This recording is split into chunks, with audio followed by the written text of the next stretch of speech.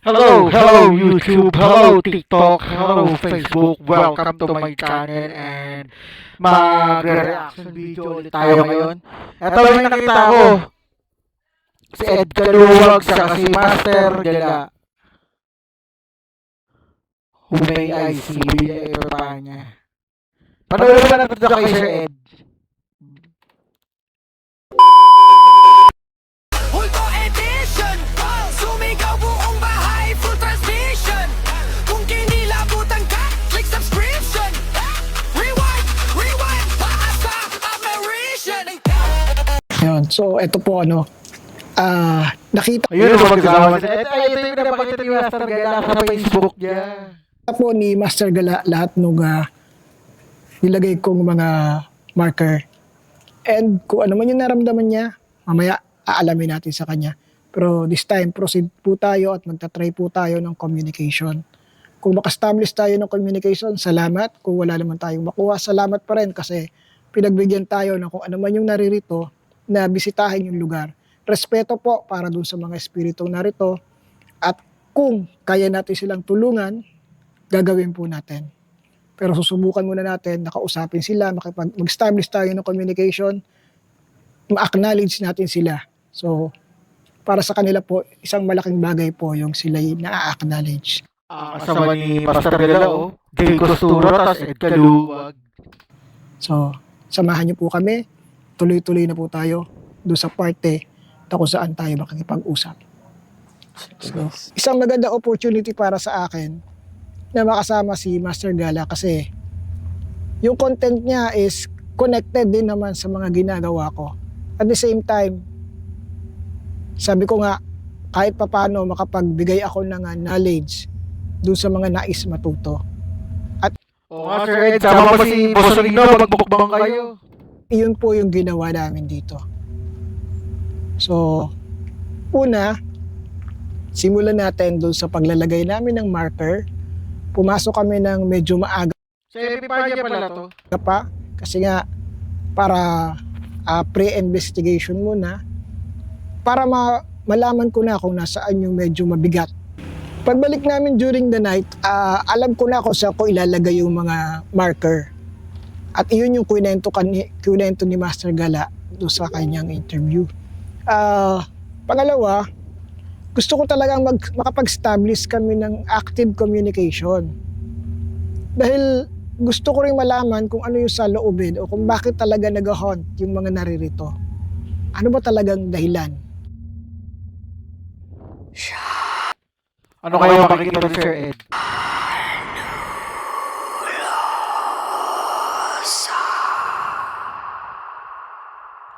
Chapter 3, may IC.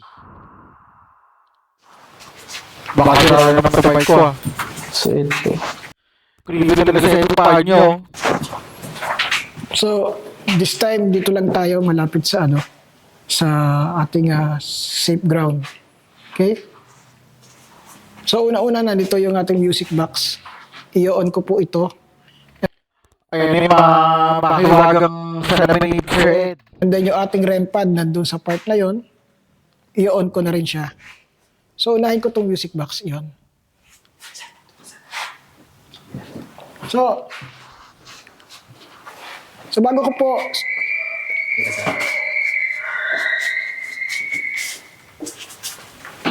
And action, sir. So bago ko po ulit buksan itong music box and the REM pad, okay, I'd like to acknowledge again Sir Flashlight Manila, Lance Pintakasi, and the gang. Ayun yung nagbibigay ng mga equipment. Kanilang tropa dahil sa pagbibigay nila sa akin itong mga gamit na to. Bigay para sponsor. And itong gamit po na to is enough para patunayan na may existence ng supernatural. So, gagamitin po natin to. Okay? I-on ko siya. Grabe talaga si Master Gala. Explain ko kay Master Gala Kung sino mga nakakakolab. Palang araw tayo rin. kung paano siya nag-work.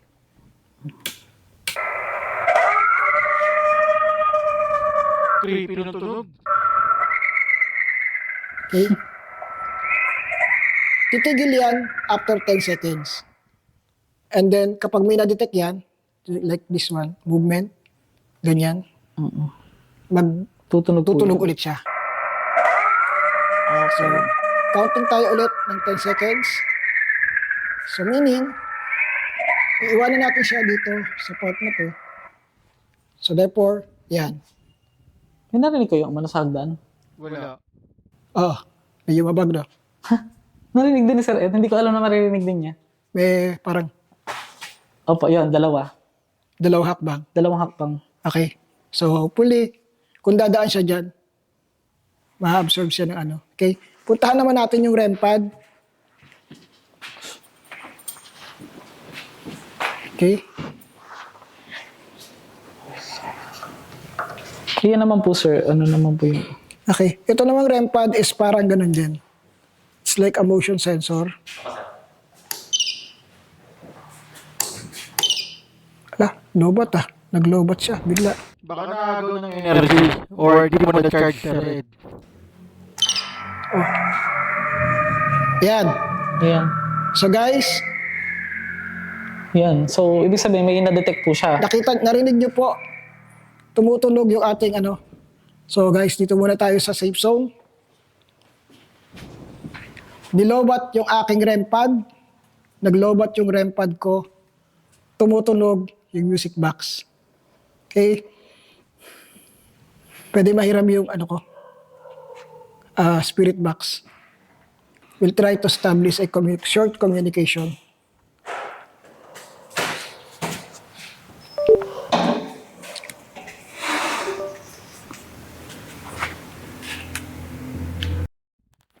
Clear talaga dun sa iPad niya. The very reason bakit ako merong mga equipment, may mga gadgets na ginagamit, ay hindi para, hindi lang para i-defy ang science, kundi para patunayan dahil hindi naman lahat ng tao ay merong sixth sense o Kulang pala ilaw ko kaya madilim.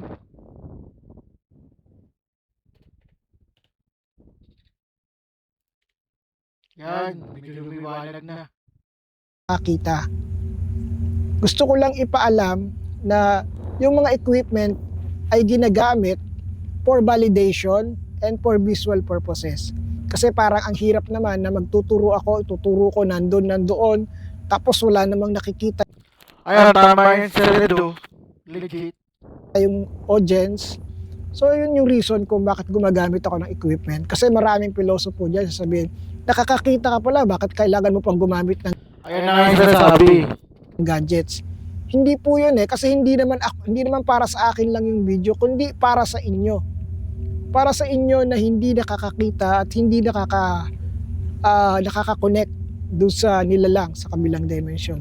Yun po yung very reason kung bakit mayroong mga gadgets na katulad ng dinadala ko. Pero if you want, pwede naman natin huwag gamitin May lumipad pa doon oh, sa likod niyo oh. Nakita niyo? yung mga gadgets Legit ko ah. Yun po yung very reason kung bakit mayroong mga Tingnan niyo mabuti rito ah. gadgets na katulad ng dinadala ko.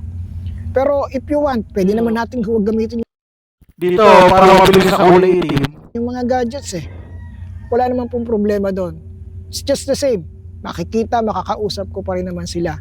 And para doon sa mga nagsasabing hindi totoo yan, hindi ka nakakakita, wala naman pong problema doon. Kasi opinion nyo yon, entitled kayo doon. At hindi ko kayo pipigilan dyan. And ito po ay ginagawa namin para mag-educate, to give information na up to the present time na nasa mundo na tayong moderno, napapaligiran ng gadgets at technology, still nag-e-exist ang mga nilalang sa kabilang dimension. Wala na pili-pili panahon yung mga yan. Past, present, of future, nandiyan pa rin yan.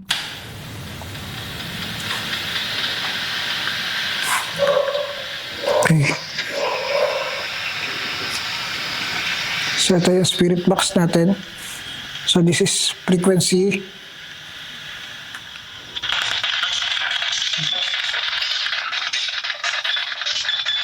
Naririnig mo siya, meron siyang mga words na. Nabibingi na naman ako. Ang bandang kanan ko.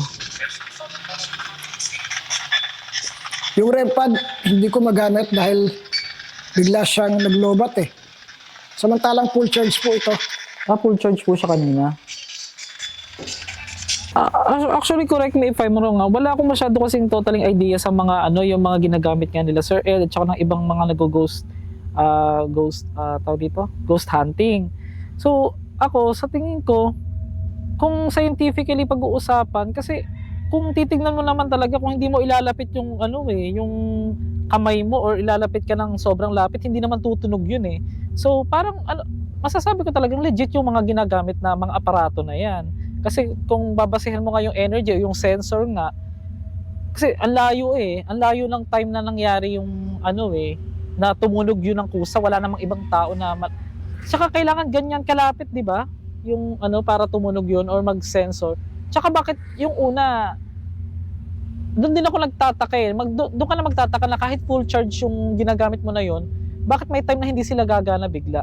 So kung yung may pagkakataon talaga na masasabi mong peki din yung ginagamit mo na yan, bakit gano'n na may time na hindi sila talaga pwedeng gumana, hindi sila gumagana kagaya ng na-experience ko nga na kaka-charge lang nun eh. Kumbaga, una ayaw magbukas, as yung bandang huli, gumana na yung na yun. So, kahit ako man, Yung kaya REM pad naman ba? kasi ginagamit ko usually yung sa cellphone lang. Wala pa akong Yung REM pad ba yun? mga ganyang idea na gumamit ng ganyan. Oh. Nalobat. Ayan o. Nawala.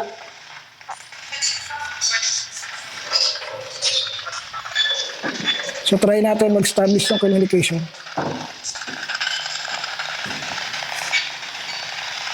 Ikaw yung makikinig ah.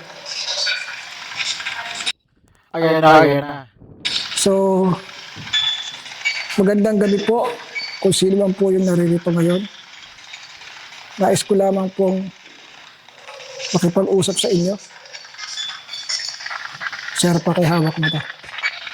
Pakikinggan mo mabuti ha. Ano naman hagdan na naman po. Yumayabag na naman sa hagdan. Pwede po bang namin kayong makausap?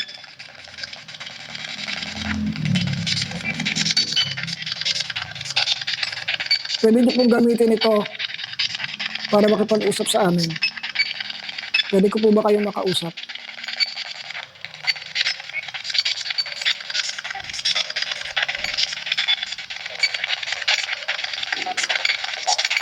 Sagutin niyo lang po yung tatanong Hindi ko masagot ah. ko. Ilan po kayo na naririto? Ilan kayo na naririto? 3. Yun sa bagot. Nabilib ba?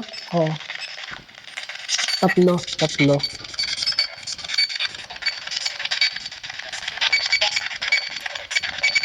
May gusto po ba kayong sabihin sa amin?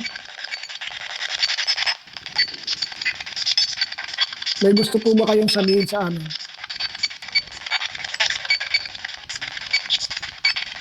Ano po ang gusto niyo ipaalam?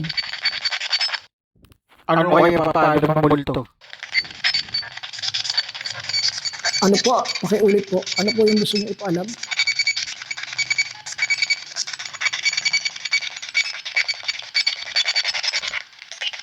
Nay.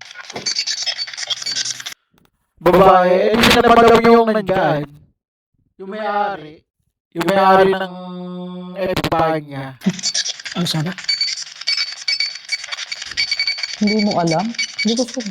Ano yung sinabi? Hindi mo alam? Sir? Bakit sir?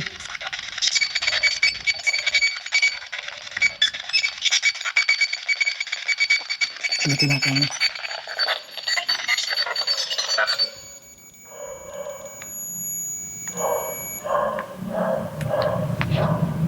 Ba't parang babae yung Babae nga. sumasagot?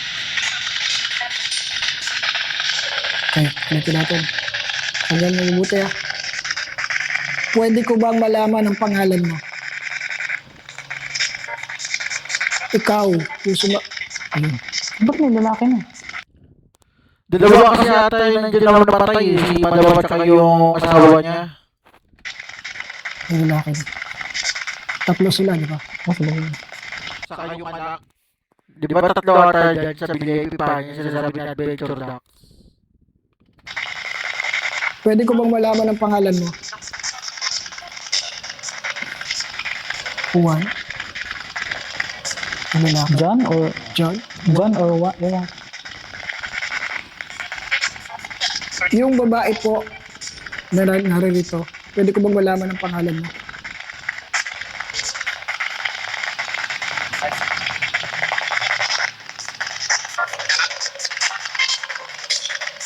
Pwede nyo pong gamitin kahit anong gadgets na naririto. Pwede nyo pong patulugin ang music Music box. box bilang tanda ng pagsagot. Pwede nyo pong daanan yung isa sa mga nilagay kong gadgets para sumagot.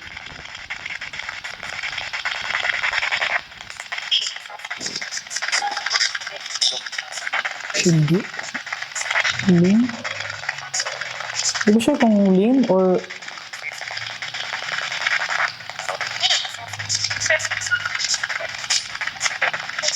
Parang lean. Lean ang ano ko, parang lean. Yung babae lean. May gusto po ba kayong sabihin?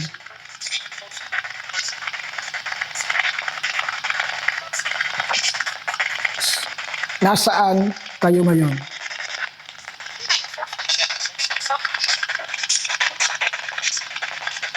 Bilang patunay lang po para sa mga kasama ko dito, nasaan kayo ngayon?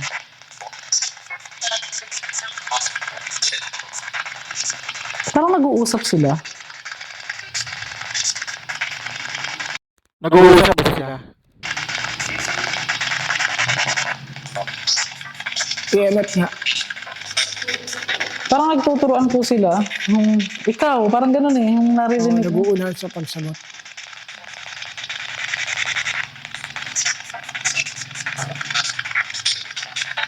Nilobat mo yung ano ko, REM pad. Oh. Ang linaw nito eh.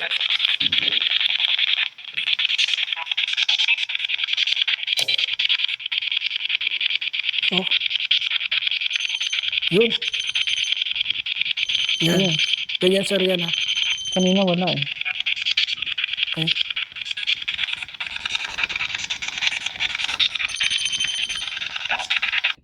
Pinaglaruan ni Sir Ed yung rempad oh.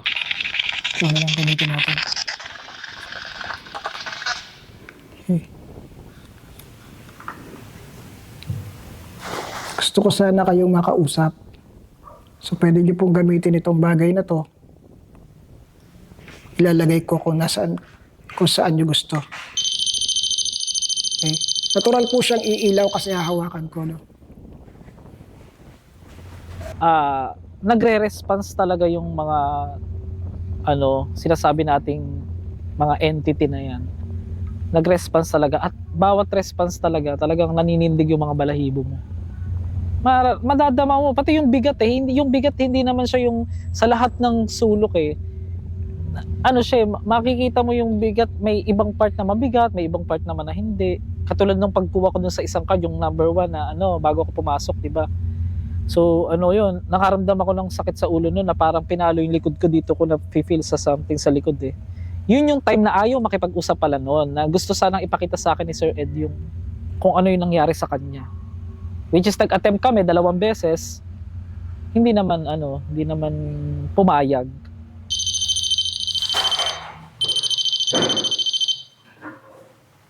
Yan. So mula doon sa distance na yan, yung distance po namin ni Master Gala ay hindi na sapat para masagap niya kami. So, ulitin ko po, hindi po kami narito para bulabugin kayo o guluhin kayo. Narito po kami para alamin kung nais niyo po ba na makipag-usap sa amin. Pwede niyo pong gamitin yan, bagay na yan, upang sumagot sa akin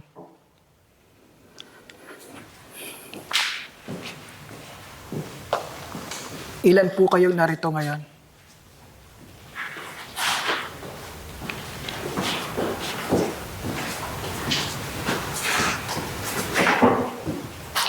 Wala yung presence. Anong nangyari? Bakit? Check ko lang.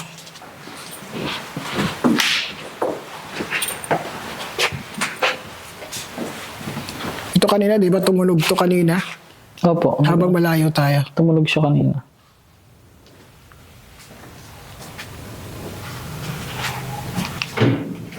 Ibig sabihin yung umabag kanina, dumaan dito.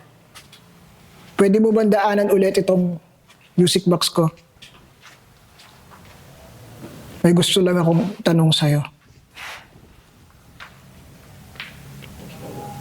Pwede mo ba siyang daanan muli? Tutunog kaya yun? At patunogin?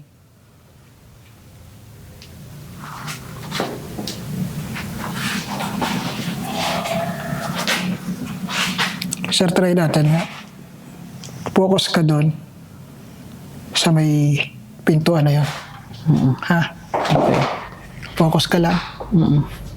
Okay. Pag dinikit ko sa'yo, yung daliri ko, pumikit ka. Oh my gosh. May sumigaw. Hindi pa ha, mag-start. Tumunog na. Bakit? Bakit ayaw mo Creepy na tunog. na ipakita ko sa kanya? Ayaw mo bang ipakita ko sa kanya kung ano nangyari sa'yo? Hala. Gusto ko lang ipakita sa kanya kung anong nangyari sa'yo dito. Papayag ka ba?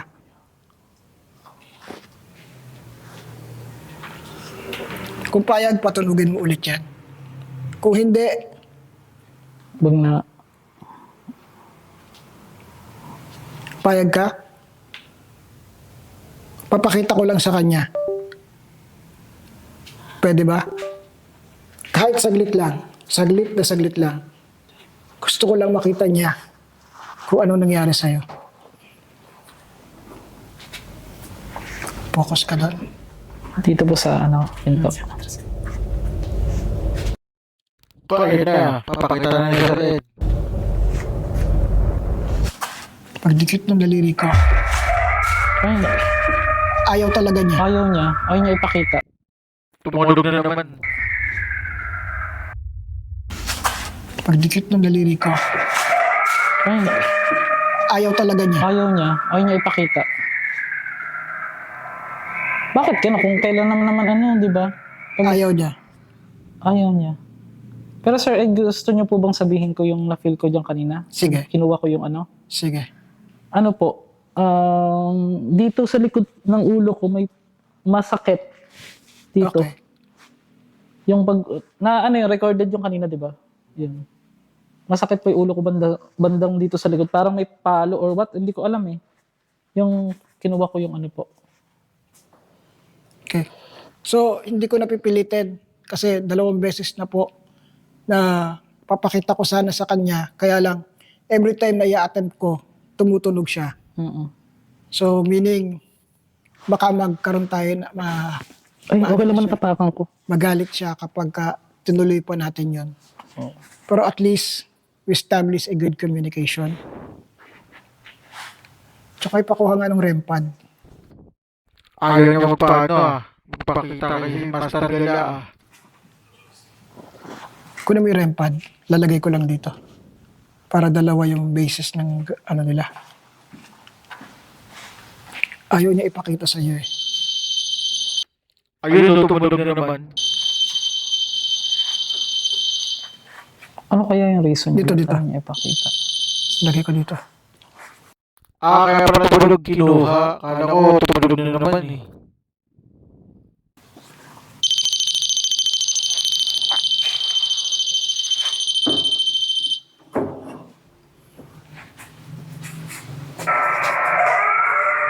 Yun na naman.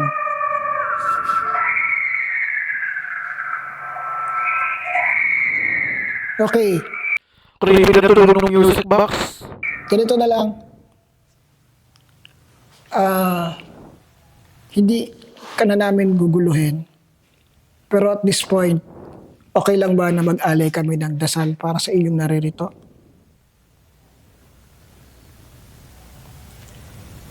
So, again, napatunayan ko po na meron talaga dito. Pero, ito na po yung huling pasok ko sa inyong lugar. At mula sa oras na to, di ginawa ang aking panawagan. Buksan ang lagusan upang palayain ang lahat ng espiritu na nakulong sa lugar na ito. In the name of the Father, and of the Spirit, and of the Son.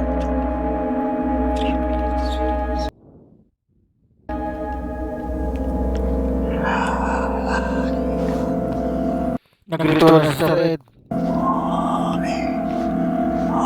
Ayan na yung dating na sinasabi nila.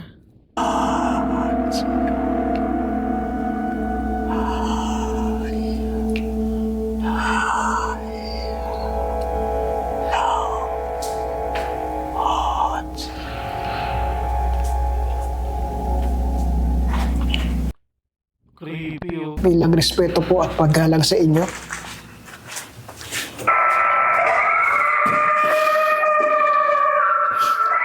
Opo. maraming salamat po sa pagtanggap nyo sa amin dito. Magpapaalam na po kami. Maraming salamat po. Tara na. Kala ko ginilaw niya. Kala ko may yung ano, may gumalaw na bultok, kinuha pala niya.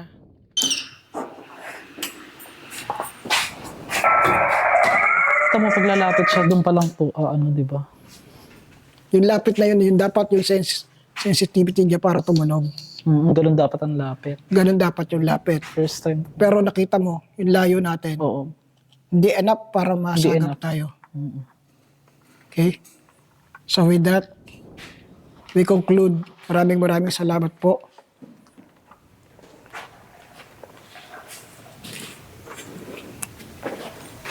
Creepy nung kanina eh, no? Patulong po ako, pakikalas ang tali. Jokes. Pakikalas mo yung mga tali. Di bali maiwanan na yung tali, pero kalasin sa kandila para walang matrap dito. Nag-ritual si Sir Ed. Oops. Kunin mo na yung kandila, patayin na.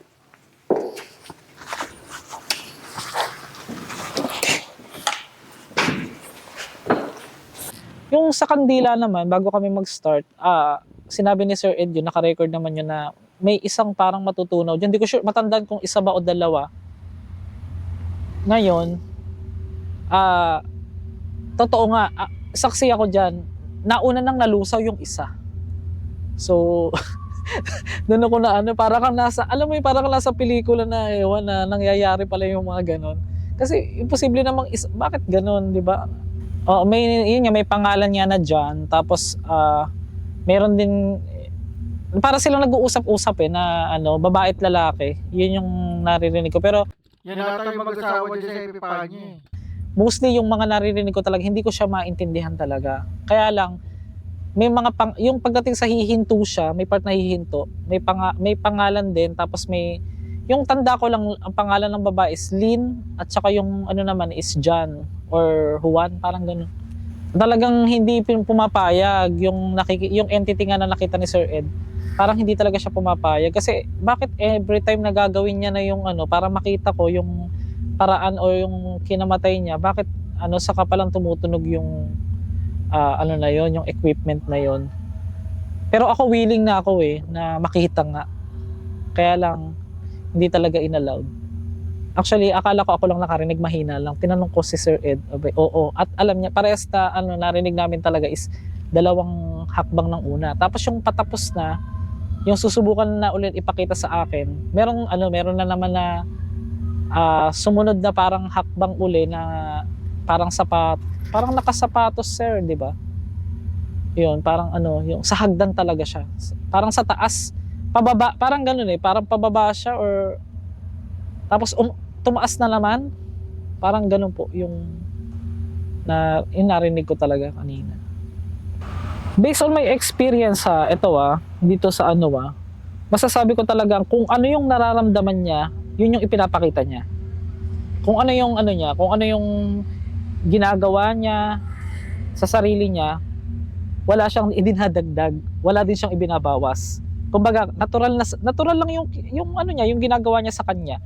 Pero for me, kung sasabihin ko namang baka sabihin ng iba dahil nagkasama kami, sabihin kong totoo or For me, nararamdaman ko kasing totoo kasi pag nakikita niya talaga, may connection mararamdaman ko din Iba yung napapanood mo lang siya sa TV kaysa yung nakasama mo siya talaga sa personal. Iba yung connection talaga. Hindi mo siya masyadong ma-feel for me Parang sa TV kung Ikakatulad dito guys kasi puro daldala na natin sa pagkakalayan.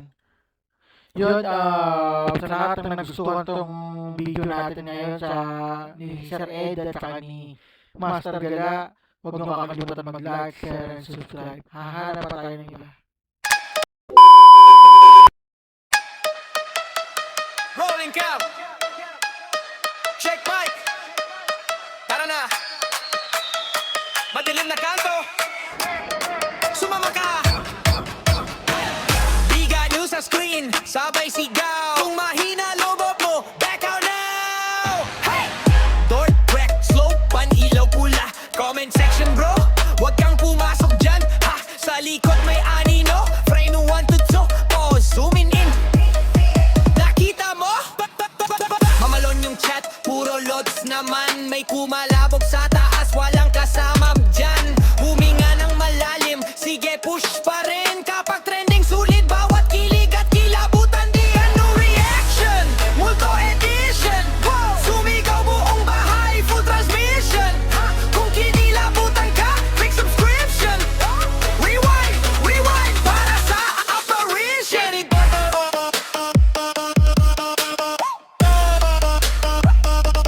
Big ano reaction.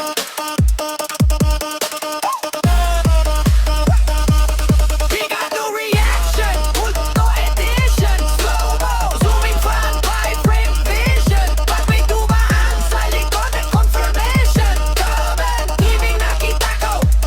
Full conviction. Guys, pakinggan nyo to. Sabay kahit sa headset may boses na pabulong riot. Thermocam sa hallway, malamig na spot. Kung may nandyan, pakigaraw ng upuan shot. Lights flick, jump cut, sabay tawa pilit. Okay pa ako guys. Promise, legit, pero puso rumaraga sa views.